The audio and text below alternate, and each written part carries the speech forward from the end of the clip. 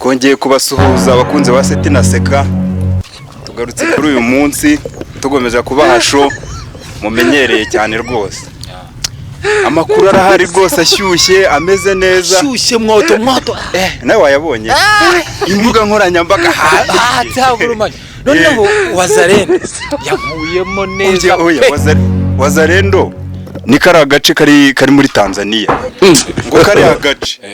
Ngo kari agace ngo byakomeye ngo we bimeze byakomeye byiri gusoma ngo Wazarendo yagiye iragenda ifatanya niba ari kabodere gato imerera nabimerera. Wazarendo nabarwanyi oya da nibyo ntago zikari mu murwa mukuru wa Mbarara.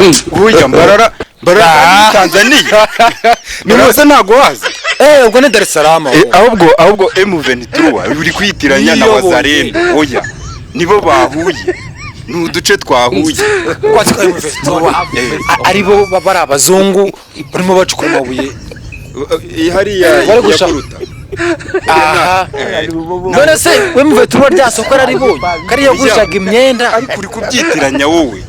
M23 na gace ko muri Uganda.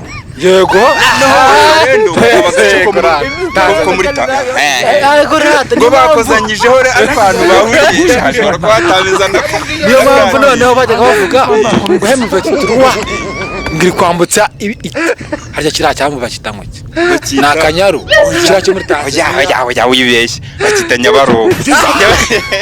Nyabarongo rwose ubusa abanyamakuru barongekiranya abantu badukurikiye nabo bazajya bagenda tugera tubazanya nyine niyo mpamvu icyo nazi ko mukuru bara abakunzi ariko reka turi kubwira abakunzi bacu.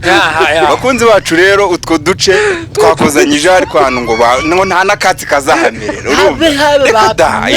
basanga ibyatsi bya ariko ngo kiriya cyambu cya Nyabugogo ngo cya Nyabugogo kuva Dar es Salaam bayagura Nyabugogo ubu ngubu yasigaye mu Burundi ubu ngubu basubije mu Burundi bwaje barayisubirana waragace ngo Nyabarongo kari kagabanya ngo Uganda ngo na Kongo. Ahubwo ni Kongo na Kongo na Kampala na Kamenge kwa ku Kamenge. Ubwo uravuga ara muri Europe muri Eastern ubwo umanuka ujya mu za Sudan Khartoum.